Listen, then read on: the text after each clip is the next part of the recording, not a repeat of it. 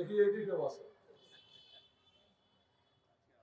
আমার রাসূল যতগুলি শাদী মোবারক করেছেন, কোন আলেম, কোন মাওলানা, কোন মুহাদ্দিস, কোন শাইখুল হাদিস, কোন মুফতি, কোন আলেম আমরা কি প্রুফ করতে পারবো যে রাসূল যে কোনো বিবাহের সময় একটি টাকা, এক দিরহাম, এক দিনার, এক রিয়াল আল্লাহর হাবিব গ্রহণ করেছেন মেয়ের বাবার কাছ থেকে? তাহলে আমি করি, তার মানে আমি বক্তব্য যত সুন্দর দেই, চরিত্রের মধ্যে ভেজাল আসে না নাই? ভেজাল পরিবর্তন হতে হবে, ভেজাল থেকে বের হতে হবে। অনেক সময় একটা জমি 2-3 বার বিক্রি হয়ে গেছে, বিক্রি যিনি করেছেন তার বংশধরেরাই এখন জমিটা পাইতেছে। এরকম ঘটনা আছে না নাই? লাকাদ কানা লাকুম ফি রাসূলিল্লাহি উসওয়াতুন হাসানাহ। চরিত্র অনুসরণ করা লাগবে কার? রাসূলের। এখন আপনি চরিত্র অনুসরণ যার করেছেন তিনি আপনারে দুনিয়াতে উপকার করতে পারবে না, পরকালে উপকার করতে পারবে? পারবে? পরকালে এই ধরনের মানুষদের কোন উপকার আছে? জোরে বলেন। যারা উপকার করবে তারা হলো একজন হক্কানি হাফেজ, আশিকে রাসূল হাফেজ, আশিকে রাসূল আলেম, নাইবে রাসূল। কিয়ামতের ময়দানে তার বংশের মানুষ সুপারিশ করে আল্লাহ রাসূলের কদমে পৌঁছায় দিবে। চিৎকার দিয়ে বলেন সুবহানাল্লাহ। তাহলে দেখেন, সুদের ব্যবসা দিব্যি চলতেছে, কোনো অসুবিধা নেই, কারো মাথা ব্যথা নেই। একটু মিলাপ করবেন, মাথা ব্যথা শুরু, হুজুরদেরও মাথা খারাপ। কি ঠিক কিনা? সুদ চলছে, জেনা অন্যায় চলছে, হারাম চলছে, বিবাহ শাদী যৌতুক নিয়ে বিবাহ হচ্ছে।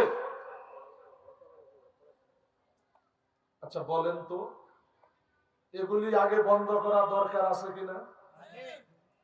আপনি যে সমাজের উন্নয়ন করবেন, সমাজকে সংস্কার করবেন, সমাজকে সংস্কার করতে গেলে, মোটিফাই করতে গেলে আপনাকে অ্যানালাইসিস করতে হবে, রিয়ালাইজ করতে হবে, গবেষণা করতে হবে, কিছু বিষয়ের উপরে ফিজিক্স করে ওই জায়গা থেকে একটা মূল স্তম্ভ তৈরি করতে হবে। সেই স্তম্ভ হবে, সেই স্তম্ভটা হবে, সেই চরিত্রটা হবে, সেই ক্যারেক্টার হবে নবী মুহাম্মদ রাসূলুল্লাহ সাল্লাল্লাহু আলাইহি ওয়াসাল্লাম। কেন বললাম? একজন মানুষ সে যদি চিন্তা করে আমি ওই নবীর উম্মত, সে তার এই মুখটা দিয়ে মিথ্যা বলতে পারে না। কি পারে? বলেন পারে? যদি একজন উম্মত মনে করে আমি তো ওই রাসূলের উম্মত, তাহলে সে জেনা, অন্যায়, মিথ্যা, পাপাচার, দুনিয়ার কোন অপকর্মের সাথে লিপ্ত হতে পারে। কিন্তু যে মনে করবে নবী তো আমাদের মতো একজন মানুষ, অসুবিধাটা ঠিক কিনা? তাহলে এই মানুষটার দ্বারাই যে কোনো খারাপ কাজ হওয়াটা অস্বাভাবিক কোনো ব্যাপার হতে পারে। এখন আপনি যদি সেখান থেকে বের হতে না পারেন, তাহলে সমাজের ইমামতি করবেন, আপনার দ্বারাই মানুষের পরিবর্তন হবে না। আপনি ওয়াজ করবেন, মানুষের ভিতরে তাসির হবে না। আপনি যখন সমাজের ভালো কথা বলবেন, ম্যানেজমেন্ট কমিটি বলল হুজুর চিন্তা করবেন না, আপনাকে 50,000 টাকা দেওয়া হবে। এবার ম্যানেজমেন্টকে আমার মুফতি সাহেব, আমার হুজুর বলল তাহলে আমি যে 50,000 টাকার বিনিময়ে আপনাদের সাথে কমিটমেন্টে আসলাম, তাহলে আপনারা যে কমিটি, আপনাদেরকে আমি বিশ্বাস করব কিভাবে? আমার মোবাইলে, আমার অ্যাকাউন্টে আপনি 30,000 টাকা লাগায় দেন। কথা বলেন ঠিক না বেঠিক? অ্যাকাউন্ট নম্বর দেওয়া হলো 240 মানে 420, অ্যাকাউন্ট নম্বর দিয়ে দেওয়া হলো, টাকা 30,000 দিলেন। কেন বললাম? একজন মানুষের কাছে আল্লাহ প্রতিদিন ফেরেশতা, প্রতিদিন আজরাইল নামক ফেরেশতাকে 70 বার পাঠায় তার জান কবজ করার জন্য। কয়বার? আচ্ছা, 6 মাস পরে আমি ওয়াজ করব, 6 মাস আগে আমি টাকা নিয়ে নিলাম। আচ্ছা, 6 মাস যে বেঁচে থাকবো এটার নিশ্চয়তা কি? কি কথা বলতে বল নাই, মানে আছে দেখে তো আমরা টাকা আগে দিই নাই। আবার কি এইভাবে টাকা নিয়ে কত বক্তা দুনিয়া থেকে চলে গেল। এই যে রাস্তায় কালেকশন করে করে, মানুষের বাড়ি বাড়ি দাঁড়ে দাঁড়ে কালেকশন করে, হাটে ঘাটে দোকানে কালেকশন করে, রাস্তায় ভ্যানওয়ালা ভাইদেরকে আটকায়া টাকা নিয়ে আপনি টাকা পাঠিয়ে দিলেন বক্তার কাছে আগে আগে। এই বক্তার টাকা নিয়ে কিছুদিন পরে রোড অ্যাক্সিডেন্টে মারা গেলেন, দুনিয়া থেকে চলে গেলেন।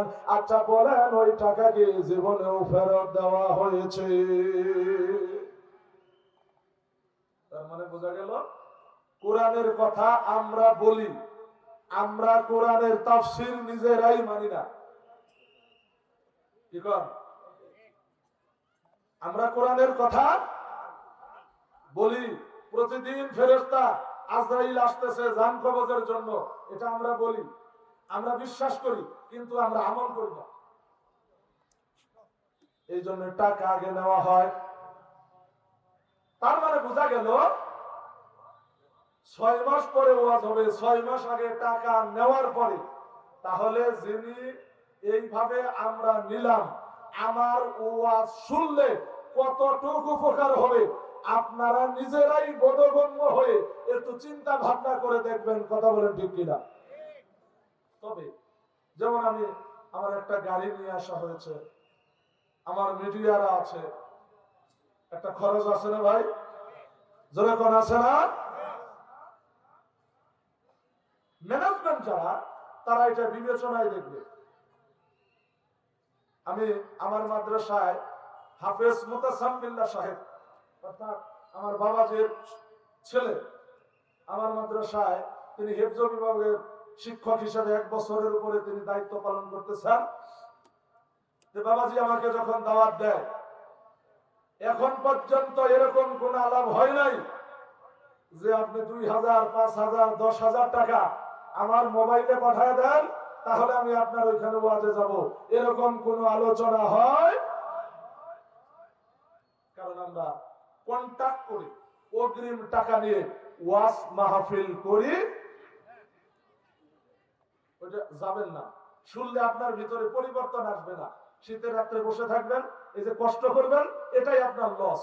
কি কম? এর চেয়ে যদি বাড়িতে বসে থাকেন, একটু কোরআন তেলাওয়াত করেন, তাহলে কি ভালো হবে না? এই জন্য যাদের ভিতরে দেখবেন আল্লাহ রাসূলের মহব্বত প্রেম নাই, এদের আলোচনাগুলি শুনলে আপনার আমলের পরিবর্তন হবে না, বরং ইশকে রাসূলের বিরুদ্ধে আপনার অবস্থান তৈরি হবে। এটা সর্বোচ্চ ভাবে আপনাকে খেয়াল করা দরকার আছে না নাই? বলেন আছে না? একটু দরুদ শরীফ পড়েন, আল্লাহুম্মা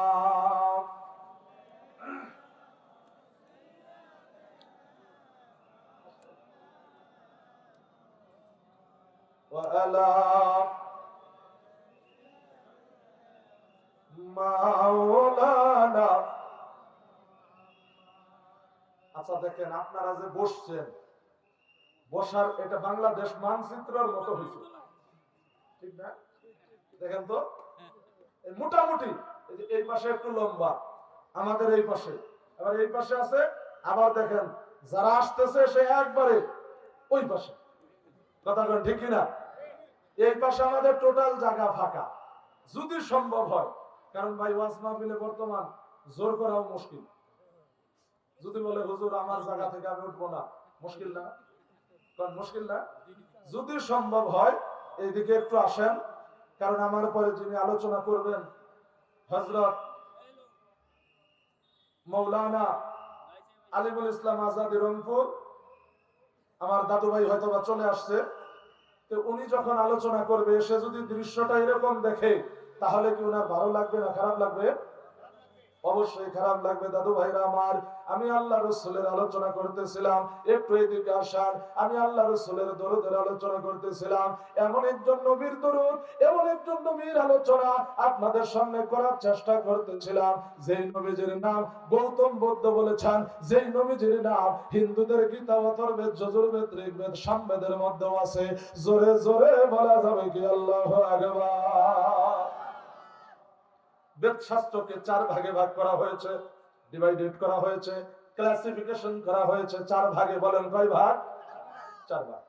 অথর্ববেদ, যজুর্বেদ, ঋগ্বেদ, সামবেদ। কয়টা হলো? 4টা না?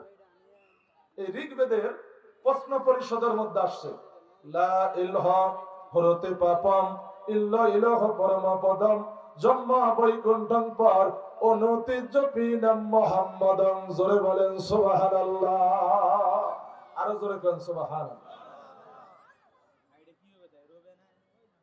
লা ইলাহা হরতি পাপম ইল্লা ইলাহ পরম পদম জন্ম বৈকুণ্ঠং পর অনুতিজ্জপিনাম মুহাম্মাদং। অর্থটা হচ্ছে, তুমি যদি লা ইলাহা বলো তাহলে তোমার মান সম্মান বৃদ্ধি করে দেওয়া হবে। সুবহানাল্লাহ কি বাড়ি দিয়ে বলবেন? ইল্লা ইলাহা যদি বলেন তাহলে আপনার ধন সম্পত্তি বৃদ্ধি হবে। জপিনাম মুহাম্মাদন, মুহাম্মাদের নাম যদি আপনি জপেন, জন্ম বৈকুণ্ঠং পর অনুতে জপিনাম মুহাম্মাদং, মুহাম্মাদের নাম যদি জপেন, জন্মের পরে যতদিন হায়াতে থাকবেন, যেদিন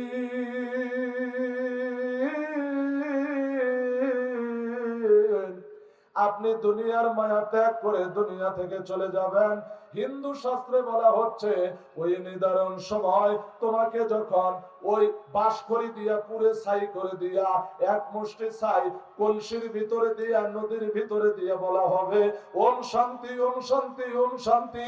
ওই নির্ধারণ সময় জন্ম বৈকুণ্ঠং, জন্মের পরে যখন তুমি মারা যাবা, তোমাকে পুরে ছাই করে দেওয়ার পরে বৈকুণ্ঠং অর্থাৎ তোমারে সৃষ্টিকর্তা স্বর্গ তথা জান্নাতে বসবাস করার সুযোগ দিয়ে দিবে। কোন সুবহানাল্লাহ, আর জোরে বলেন সুবহানাল্লাহ, আর একটু আওয়াজে বলেন সুবহানাল্লাহ। তাহলে কি বোঝা গেল? মুহাম্মাদের নাম, কার নাম?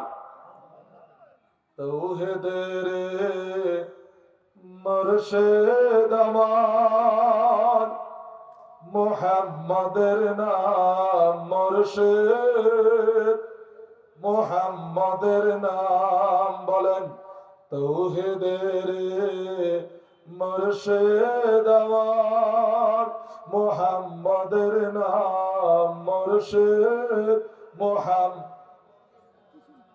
ওই নাম জপলে পাবে খোদারে কালাম, মুর্শিদ মুহাম্মাদের নাম মুর্শিদ মুহাম্মাদের নাম। জোরে কোন আল্লাহু আকবার।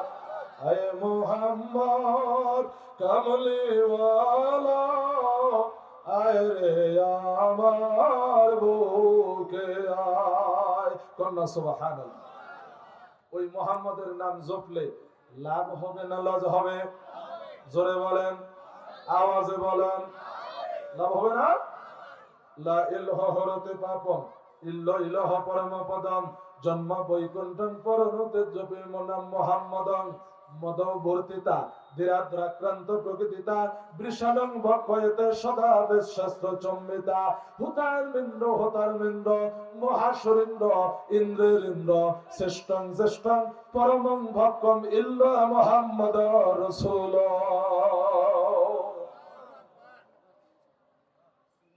খেয়াল করে দেখেন দাদু ভাইরা আমার,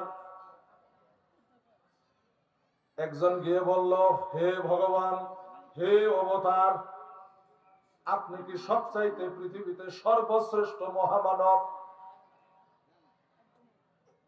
উনি বলতেছে না। তাহলে কে? ইন্ট্রোডিউস কি, পরিচয় কি? তখন তিনি বলতেছেন, অবতার তারে জানাইয়া দিলেন, এই পৃথিবীতে যিনি সর্বশ্রেষ্ঠ মহামানব, তিনার নামের প্রথম অক্ষর হবে ম, আর শেষের অক্ষর হবে দ, উনার নাম হবে মোহাম্মদ।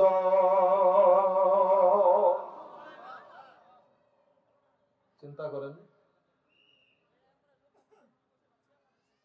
বন্ধুগণ, আমার খেয়াল করেন, আরো গভীর মনোযোগ খেয়াল করেন। মদবর্তিতা দ্রাদ্রাক্রান্ত প্রকৃতিতা বৃষণং ভক্ষয়েতে সদাবেশ শাস্ত্র সম্মিতা। উনি ডাক দিয়ে বলতেছে, বেদের মধ্যে এমন একজন মহামানবের পরিচয় দেওয়া হয়, যে মহামানব দুনিয়ার জমিনে গো গোশতকে তার উম্মতের জন্য খাওয়া হালাল করে দিবে। তিনার নাম হবে মুহাম্মদ। আল্লাহু আকবার বলেন। ওনার নাম কি হবে? মুহাম্মদ। গো গোশত মানে গরু গোশত। আচ্ছা, যারা হিন্দু ভাইরা তারা কি গরু গোশত খায়? তারা গরুকে মা হিসেবে পূজা করে, ঠিক? আমরা খাই না? নাই? কে কে খান? হাত তোলেন তো। আমি মোটামুটি বাদ দিছি আর কি। রসুলের একটা হাদিস আছে, গরুর গোশত হলো রোগ, গরুর দুধ হলো মেডিসিন, ওষুধ। ডাক্তারের কাছে গেলে যা হয় হোক, গরুর গোশত কম খাই, কি ভাই ঠিক না? কারণ এখান থেকে রোগের উৎপত্তি হয়। আমি ভারতে বেঙ্গালুরু থেকে যখন মহাস্থান, দিল্লি, রাজস্থান গেলাম, সেখান থেকে আসামের ধরম বরপেটা জেলায় ওয়াজ মাহফিল আমাদের প্রোগ্রাম, সেখানে গেলাম। যাওয়ার পরে সেখানে বেঙ্গালুরু থেকে কয়েকজন ডাক্তার ভাই আমার ওয়াজ শোনার জন্য, আলোচনা শোনার জন্য সেখানে এসেছিলেন। তাদেরকে ইনভাইট করা হয়েছিল। এবং আমি বাংলাদেশ থেকে যখন যাই, আমার কাছে বাংলাদেশ হাই কমিশনে মানে চিঠি পাঠানো হয়েছে, ইনভাইটেশন লেটার যাকে বলে। সেই চিঠির মাধ্যমে গেলাম, তারা সেখানে আসলেন। আসার পরে আলোচনা হলো, আমাকে বললো যে হুজুর, আপনাদের দেশের মানুষ বেশি মরে দুইটা কারণে। কয়টা? এক নম্বর হলো তারা গরুর গোশত পরিমাণের চাইতে অনেক বেশি খায়। আর দ্বিতীয় নম্বর, তারা যে কোনো খাবার যখন খায় মিষ্টি জাতীয়, এত বেশি মিষ্টি খায়, এত বেশি সুগার খায়, এই দুইটা জিনিসের কারণে বাংলাদেশের মানুষ বেশি তাড়াতাড়ি মরে। চিন্তা করলাম, হায়াত মউত আল্লাহর কাছে, তারপরে একটু সতর্কতা অবলম্বন করা দরকার আছে না নাই? বলেন আছে না নাই? সতর্কতা